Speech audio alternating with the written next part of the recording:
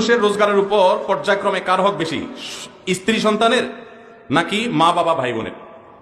দেখুন, মা বাবার সাথে কারো কোনো তুলনা চলে না হক আদায় করার ক্ষেত্রে। হক আদায় মানে শুধু টাকা পয়সা খরচ করা না।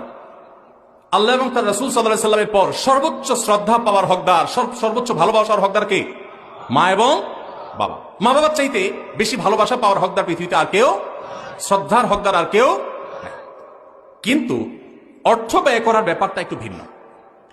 স্ত্রী যদি থাকে তাহলে প্রত্যেক স্বামীর উপরে কর্তব্য তার স্ত্রীর ভরণ পোষণের ব্যবস্থা করা।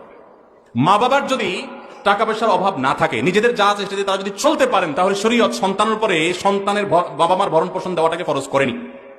কথা কি বুঝতে পারছেন? কিন্তু মা বাবার প্রতি শ্রদ্ধা দেখানো, তাদের জন্য অর্থকড়ি নফল হিসাবেও খরচ করা, এটা আমৃত্যু, এমনকি মৃত্যুর পরেও করতে হবে, আজীবন করতে হবে, মৃত্যুর পরেও করতে হবে। স্ত্রীর সাথে তো যতদিন বৈবাহিক সম্পর্ক থাকে ততদিন, বৈবাহিক সম্পর্ক না থাকলে তখন আর তার ভরণ পোষণ আবশ্যক হবে না। অতএব এটা দেখে কেউ আবার এটা মনে করেন না যে ইসলাম কি মা বাবার উপর স্ত্রীকে অগ্রাধিকার দিয়েছে কিনা, মোটেই না। কিন্তু খরচের যদি ব্যাপার হয়, স্ত্রী অন্যের ঘর থেকে এসছে আপনার ঘরে, অতএব তার সম্পূর্ণ দায় দায়িত্ব আপনার, আপনি তার ভরণ পোষণের ব্যবস্থা করে দিবেন। বিধায় মা বাবা তাদের জন্য খরচ করবেন। যদি তাদের টান থাকে, যা আছে তাদের না হয়, তখন আপনার উপরে কর্তব্য হবে তাদের জন্য খরচ করা।